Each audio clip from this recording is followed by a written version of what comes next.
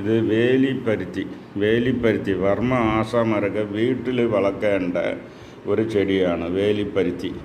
അത് വേലിപ്പരുത്തി വെച്ചാൽ വർമ്മങ്ങൾ ഇളക്കാൻ, ഏത് വർമ്മമായിരുന്നാലും ഇളക്കാൻ അവർ സാധാരണ ആസാമാർ பயன்படுത്തുന്നത് എക്സ്റ്റേണൽ മാനിപ്പുലേഷൻ.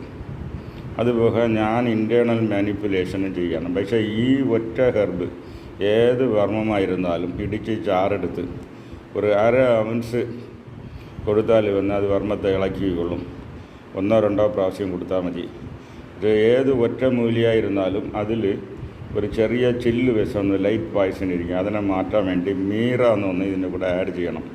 ഇപ്പോൾ വേലിപ്പരുത്തി ഇത് കാണുമ്പോൾ എന്ന് വെച്ചാൽ നിങ്ങൾക്ക് ഇലയെ കാണുമ്പോൾ ഇത് സാധാരണ ഇതേമാതിരി കാട്ടുചെടിയുമുണ്ട്. അതുകൊണ്ട് കൺഫ്യൂസ് ആകരുത്. കാട്ടുചെടിയും ഇതേമാതിരി ഉണ്ട്. അപ്പോൾ ഇത് വ്യത്യാസം അറിയാനാണ് ഈ പൂവിൻ്റെ ഇതേമാതിരിയുള്ള പൂവ് കാണും. ഇതേമാതിരിയുള്ള പൂ ഇതാണെന്നോ ഇത വെച്ച് കണ്ടുപിടിക്കണം. മറ്റേ കാട്ടുചെടിയാകുമ്പോൾ ഇല കുറച്ച് തിക്നെസ് കുറവായിരിക്കും. ഇത് വന്ന് ഇല തിക്ക് കൂടുതലായിരിക്കും. അതുകൊണ്ട് വേലിപ്പരുത്തി എന്നുള്ള ഇത് നമ്പർ 1 ഇത് വീട്ടിൽ ഒவ்வொரு ആസാനും വളർത്തേണ്ടതാണ്. കാരണം ഏത് വർമ്മ ആയാലും അത് ഇളക്കാനുള്ള കപ്പാസിറ്റിയുള്ള ഒറ്റ മൂലിയാണ് ഇത്.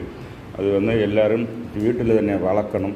എവിടെയെങ്കിലും ഇപ്പോൾ ഇത് ഇതേമാതിരി വള്ളിയെ കൊണ്ട് വെച്ചാൽ അത് ചട്ടിയിൽ നിന്ന് വളർന്നോളും. അങ്ങനെ എല്ലാവരും ചെയ്യണം. നന്ദി, നമസ്കാരം.